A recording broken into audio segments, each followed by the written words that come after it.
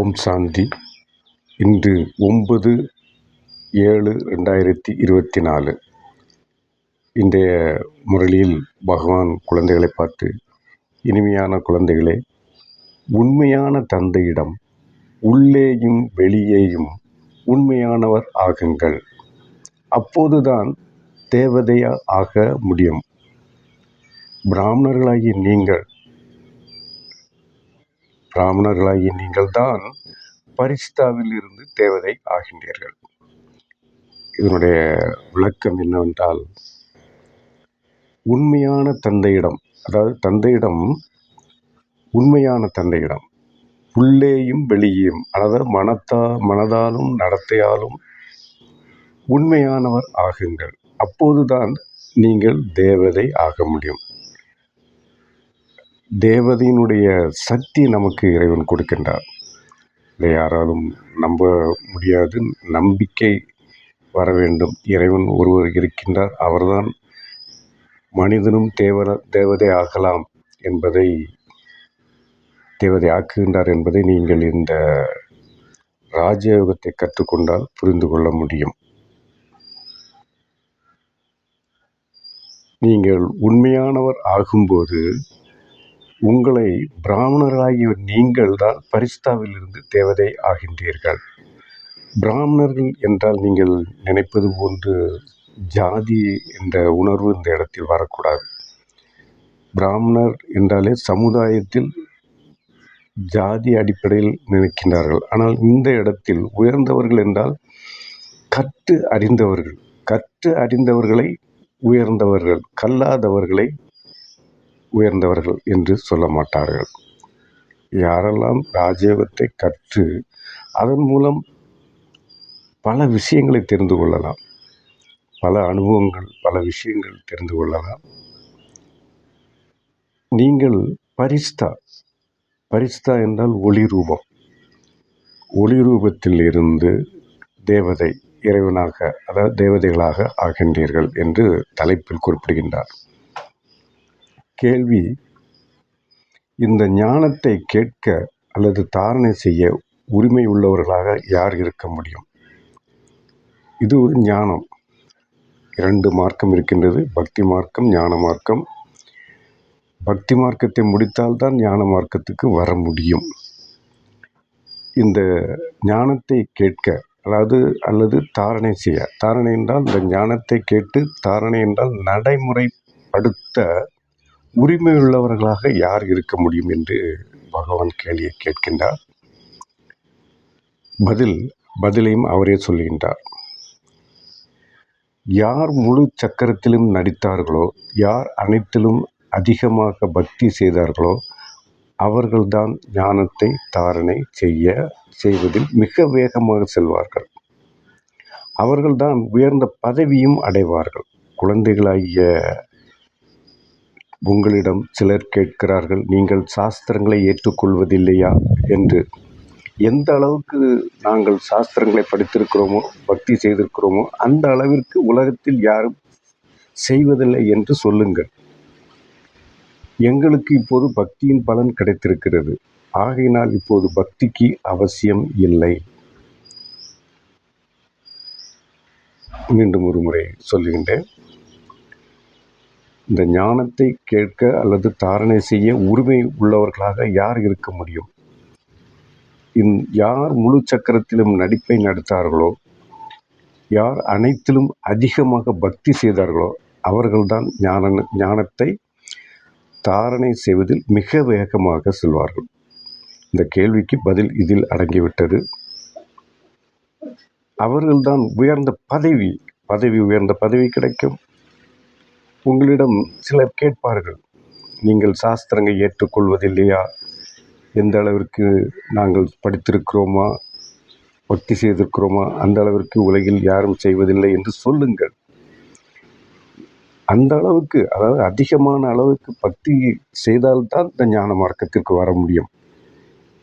இப்போது பக்தியின் பலன், பக்தி செய்தனால் அந்த பலன் எங்களுக்கு கிடைத்திருக்கிறது. ஆகையினால் இப்போது பக்திக்கு அவசியமில்லை, ஞானம்தான் அவசியம் என்பதை இந்த கேள்வி பதில் மூலம் விளக்குகின்றார்.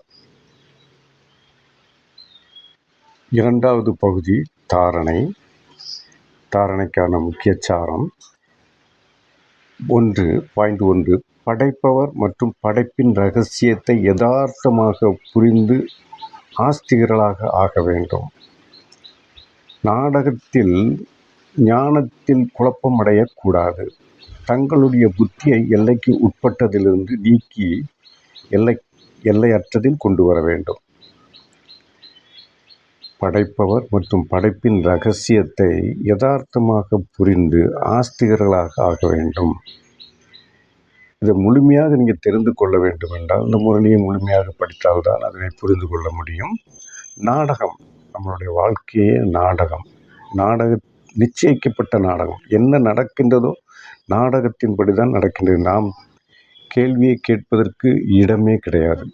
அவர் இப்படி செய்கிறார், இவர் அப்படி செய்கிறார், அவர் அப்படி பேசினார், இப்படி பேசினார், எதுவும் சொல்ல வேண்டிய அவசியம் இல்லை.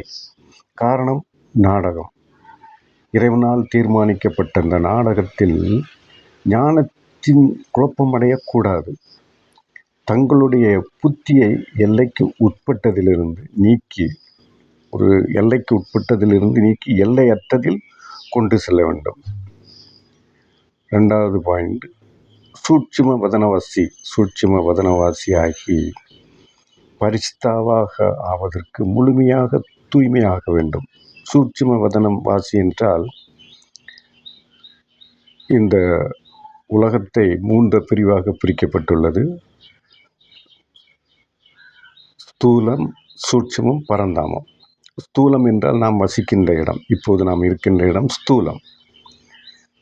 நமது சரீரத்தை விட்டு அந்த உடல் ஆத்மா பரிசுத்த ரூபத்தில் சூட்சும வதனத்தில் போய் தங்குகின்றது. அதாவது 2வது, ஒரு பந்தை எடுத்துக்கொண்டால் அடிப்பகுதி ஸ்தூல உலகம், 2வது சூட்சும உலகம், 3வது பரந்தாமம். அங்குதான் இறைவன் இருக்கின்றார். இறைவன் இருக்கின்ற இடம் 3வது. இங்கு 2வது பாயிண்டில் என்ன சொல்லுகின்றாங்க பாபா? இறைவன் என்ன சொல்லுகின்றார்? சூட்சும வதனவாசி, சூட்சும 2வது உலகில் வசிக்கின்ற வதனவாசி ஆகி பரிசுத்தா என்றால் ஒளி ரூபமாக ஆவதற்கு முழுமையாக தூய்மையாகணும். அந்த சூட்சும வதனத்திற்கு பரிசுத்த ரூபத்தில் செல்ல வேண்டும் என்றால் முழுமையாக தூய்மையாக வேண்டும். தூய்மை என்றால் ஆத்மாவை தூய்மைப்படுத்த வேண்டும். தூய்மை என்றால் நீங்கள் உடலை குளித்து கங்கையில் குளித்து எடுத்து வந்தால் உடல் தூய்மையாகிவிடும். ஆனால் ஆத்மா தூய்மையாகாது. ஆத்மாவை தூய்மைப்படுத்த வேண்டும்.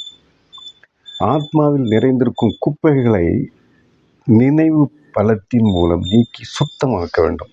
ஆத்மாவில் குப்பைகள் நிறைந்திருக்கின்றது. எல்லோருடைய ஆத்மாவிலும் குப்பைகள் நிறைந்து இருக்கின்றது. அந்த குப்பைகளை நீக்கி நினைவின் பலத்தின் மூலம், இறைவனுடைய நினைவு பலத்தின் மூலம் சுத்தமாக்க வேண்டும். வரதானம் 3வது பாயிண்ட், ஈஸ்வரிய ரசனையை அனுபவம் செய்து ஏக்ரஸ்திதியில் நிலைத்திருக்கக்கூடிய சிரேஷ்ட ஆத்மா ஆகுக. அதாவது ஈஸ்வரிய ரசனையை அனுபவம் செய்து ஏக்ரஸ்திதி, ஒரே ரசனை, ஏக்ரஸ்திதி என்றால் ஒரே ரசனையில் நிலைத்திருக்கக்கூடிய சிரேஷ்ட ஆத்மா ஆகுக. ஒரே நிலையில் நிலைத்திருக்கக்கூடிய உயர்ந்த ஆத்மா ஆகுக. இதனுடைய விளக்கம், எந்த குழந்தைகள் ஈஸ்வரிய ரசனையை அனுபவம் செய்கிறார்களோ அவர்களுக்கு உலகின் அனைத்து ரசனைகளும் சுவையற்றவனவாக உள்ளன. எப்போது ஒரு ரசனை மட்டுமே இனிமையாக உள்ளதோ அப்போது கவனம் ஒரு பக்கமாக செல்லும். சகஜமாகவே ஒரு பக்கமாக மனம் லயித்து விடும்போது எந்த விதமான முயற்சியும் தேவையில்லை.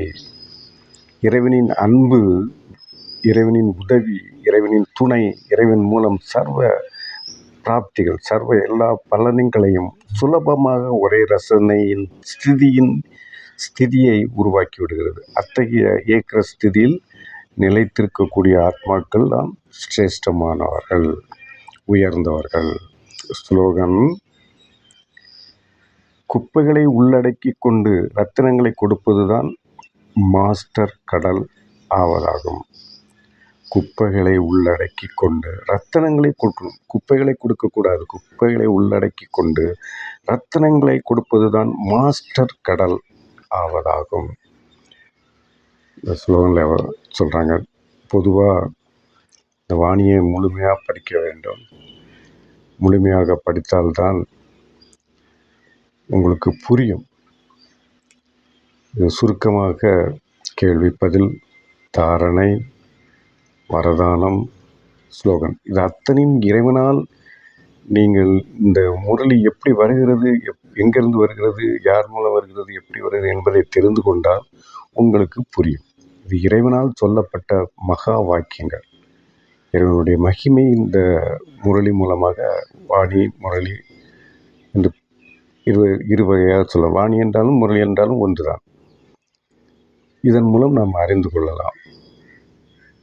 படிக்க வேண்டும். முழுமையாக படித்து, பொறுமையாக படித்து, அதனுடைய அனுபவங்கள், இறைவனுடைய தொடர்பில் நீங்கள் வந்து விடுவீர்கள். எந்த வகையிலும் இன்றைய கலியுகத்தில் தப்பவே முடியாது.